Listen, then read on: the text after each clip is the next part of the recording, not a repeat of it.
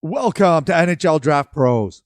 On today's video, we're going to take a look at Cole Eiserman. Yes, he is a sniper. Let me tell you something. He can shoot a puck, so you're going to want to see the highlights for this one for sure. And if there's other prospects of the 2024 NHL draft class that you'd like to see, head over to NHL Draft Pros on YouTube. I have a whole bunch of scouting reports on there, so go check that out. And please subscribe, hit that like button. We are approaching 7,000 subscribers, so please join the club. I'd really appreciate it. Thank you.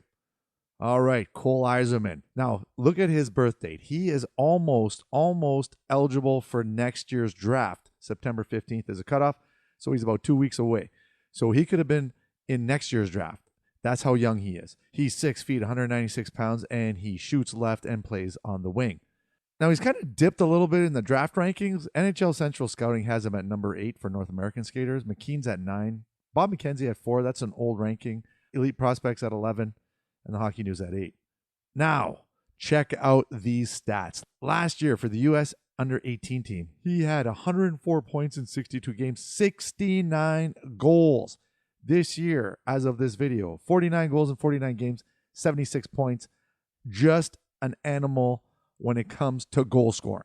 And right now, he sits 8 behind Cole Caufield for the all-time record, and the U18s are coming up, and that counts towards this. So there's a good chance that he might break the record for all-time goal scorers at the NTDP. Look at this. Ahead of Phil Kessel, Patrick Kane, Will Smith. Pretty nice company. And if we look at his points per game for draft-eligible players at the NTDP, he is in the middle here, 1.55 points per game, ahead of Logan Cooley, Zegras, Boldy, behind Jack Hughes, Will Smith, Gabe Perreault. So some really nice company, to say the least. All right, so now we're going to take a look at his skating, his shooting, passing, puck control, compete level, and what he needs to improve upon. So the first thing is his skating. And let me tell you something. He's a really good skater. Pretty sneaky skater, actually. A lot of, there's some pundits that say that he's not that good of a skater, but check out those wheels right there. Watch this. Watch in slow motion. He just, boom, he's gone. And even now, the other defender can't even catch up to him. So yeah, you know what? Once he gets trucking, he can move, as you can see in these next few clips here. And I think that, look at this, just blows by this D. I think if he works on his explosiveness a little bit more, man, that would be a great addition. And he's got good mechanics, as you can see. That stride length and everything is really nice. But watch this one here. You're gonna see he's gonna pick it up here, and he's gone. But like look at those wheels. They're pretty impressive. I have to admit, when he gets going, he can move. He's a little heavy-footed, but yeah, you know what? I think he's a really good skater, and I'm sticking with it. And like I said, I've seen him a lot live. Shooting, yes, this is where he shines. And this is one of my favorites. Watch this. Boom. Oh, my dear Lord. Did you see how that thing comes off his stick? Watch this. Slow motion. Like the goalie didn't even have a chance. Forget about it. So he has an elite shot. And look at that. Just can shoot from anywhere. And when someone has a shot like this and they can get it off pretty much from any position on the ice, it makes him a lethal goal scorer. And I've witnessed it multiple times in person this season and even last season. And let me tell you something. These clips do not do it justice. When you see it in full speed, it is unreal. The speed of his release and the power behind his shot is amazing. And the way he finds open space, or even when he's in it tight or in a crowd, he still manages to find the net.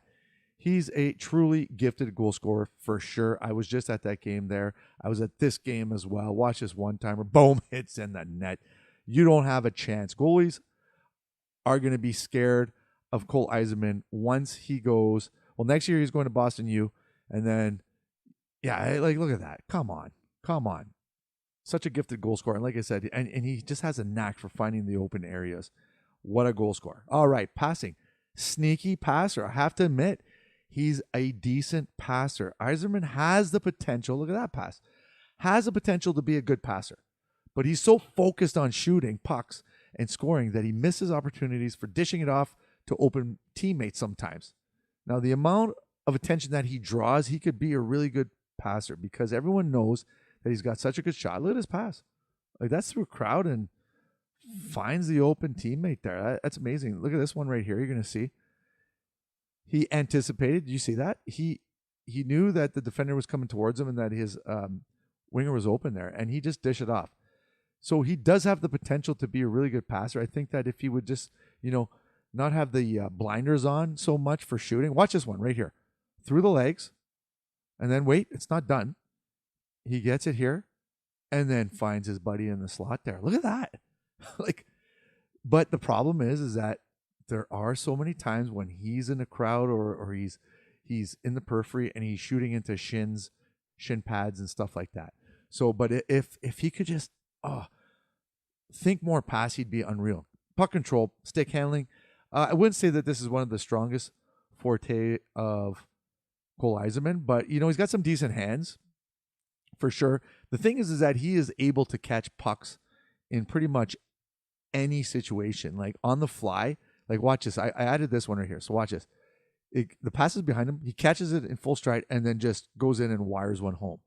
So, like I said, he's not going to beat defenders one-on-one with his stick handling skills, but rather by using his foot speed and puck protection, I guess you could say. He's a big kid, right?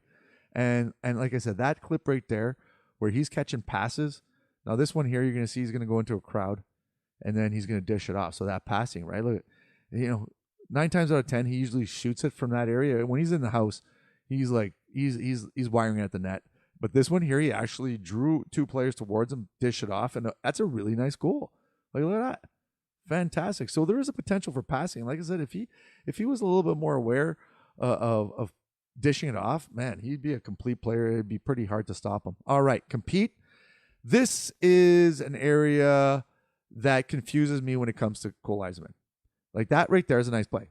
Hard work behind the net, gets the puck, finds his teammate in front, and this is at the Five Nations. And look at that, and takes the hit at the end there.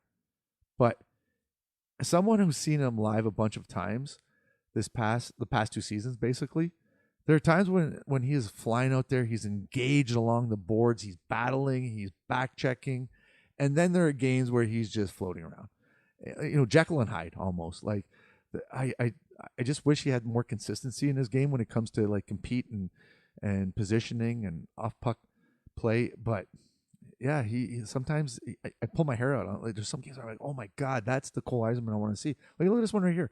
So he gets rubbed out against the board there, and then he sees that player is all alone, and he back checks and takes a run at him. So it's there sometimes. It's just more consistent. All right, what Eiserman needs to work on, like I said, shot selection, play selection. Look at this, almost at the goal line, takes a while. Now this is the same game. Now that's one shot, and then this is like literally a shift later and pretty much the same shot, and 0 results. And then here you're going to see just kind of floating around, watch, just gives up on the play here. A little poke check is flyby. There's a flyby. Call that a flyby. So a little, less engaged in that situation. Here, same thing. You're going to see a little flyby again. Watch, attacks him and then just flies by. Well, so yeah, and then they get a scoring chance because of that. So there are some things that he needs to work on, but in terms of shooting, come on. Cole Eiserman, top of the class in the 2024 NHL draft. Difference maker. When the puck is on his stick, he can end games. We'll say that. And obviously a power play specialist. Put him on the bumper or on the wall, and he's firing pucks, and his shot is just so that he's a power play specialist for sure. What he needs to work on, his defensive play, his off puck play. Sometimes it's there sometimes, and then it's not. That inconsistency. That's a point below there. He some games he's engaged. He's competing, he's working hard. In other games, he's just kind of, just watching a lot. So yeah, I'd just like to see a little bit more consistency in his play and his play shot selection. I guess you could say there are times when he's shooting when he should be passing, and then there's other times when he's making nice passes. So some little thing, but he's one of the youngest players in this draft. I think he has some maturing to do in the right setting. If he goes like to Boston U and the coaching staff there, and they kind of mold him a little bit, yeah, he could be a steal. Top 10, top 5. Some draft rankings have him top 5, top 10 for sure. And I think that, if he drops, in the 10 range, oh man, whoever picks him up, that's going to be a sweet pickup. And that's it for Cole Eiserman. Thanks for watching. Please subscribe, hit that like button, and we'll see you soon. Cheers.